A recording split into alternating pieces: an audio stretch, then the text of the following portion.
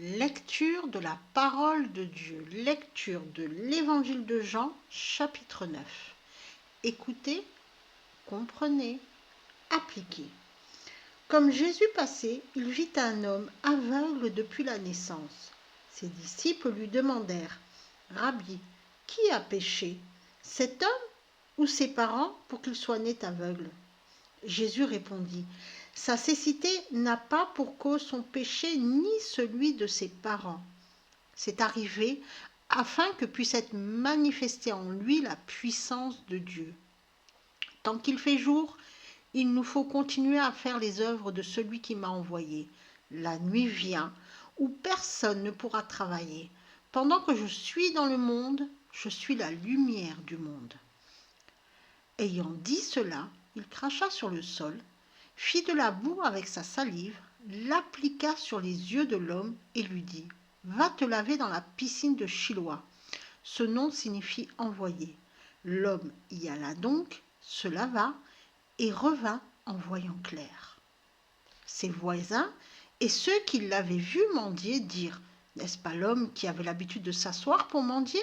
Certains dirent « Oui, c'est bien lui », alors que d'autres disaient « Non, mais il lui ressemble. » Mais lui disait « C'est bien moi. » Ils lui demandèrent « Comment tes yeux ont-ils été ouverts ?»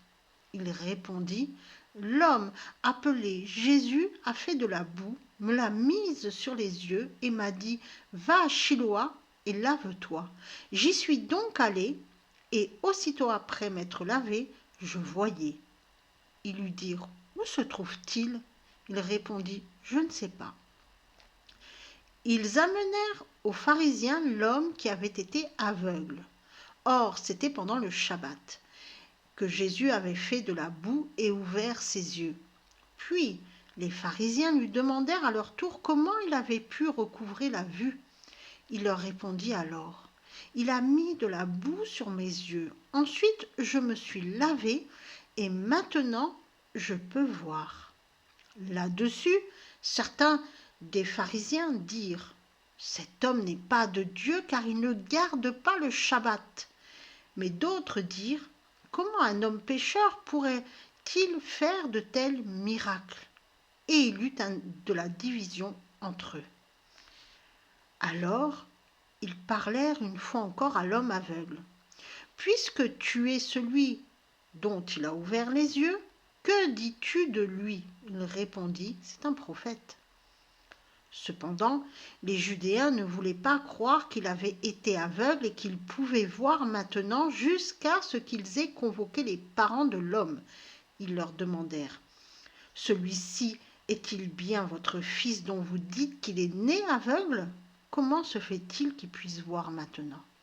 Ses parents répondirent, « Nous savons que c'est notre fils et qu'il est né aveugle. Mais comment se fait-il qu'il puisse voir maintenant? Nous ne le savons pas.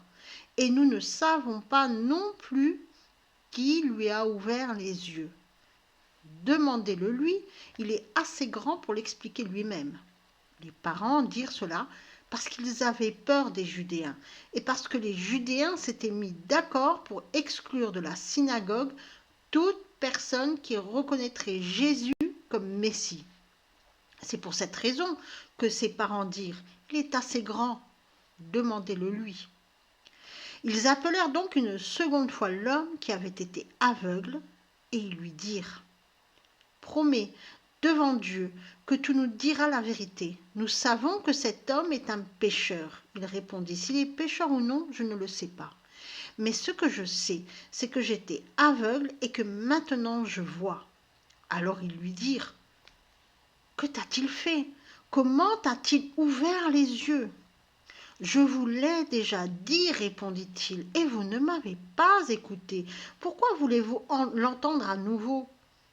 Peut-être que vous aussi, vous voulez devenir ses disciples. » Alors ils l'injurièrent. « Tu es peut-être son disciple, dirent-ils, mais nous sommes les disciples de Moïse.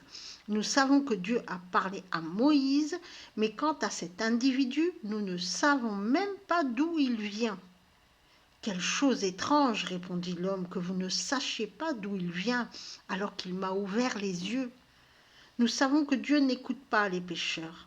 Mais si quelqu'un craint Dieu et fait sa volonté, celui-là, Dieu l'écoute. Depuis le commencement des temps, personne n'a jamais entendu dire que quelqu'un ait ouvert les yeux d'un homme né aveugle. Si cet homme n'était pas de Dieu, il ne pourrait rien faire.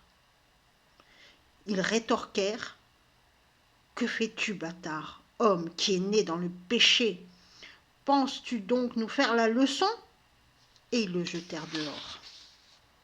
Jésus apprit qu'ils avaient jeté l'homme dehors. Il le trouva et lui dit: Fais-tu confiance au Fils de l'homme?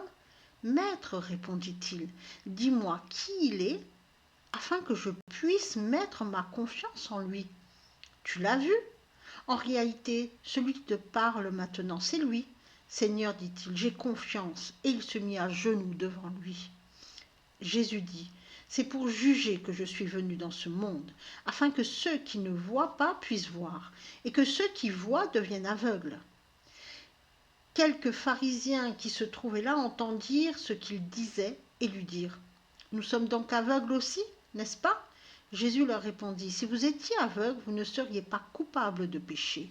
Mais puisque vous dites: Nous voyons, votre culpabilité demeure.